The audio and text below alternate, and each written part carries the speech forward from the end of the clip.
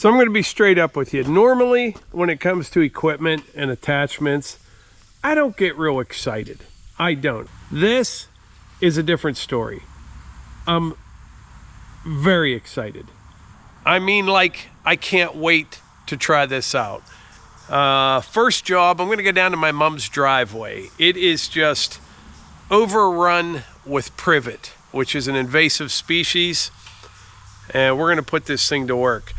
I just have things going through my head right now, all the different parts of the property and all the places that this can be used. I mean, this is going to be a game changer. We're going to start off with just some grasses and weeds and brush till I get a little familiarized with it. It's this privet that can be challenging because, you know, when you're mowing along the driveway, you can't get to the top of it. And it could be 15, 20 feet off the driveway and it grows over this way. With this mower mounted on the excavator, I can just reach over there and just grind that stuff away to like nothing.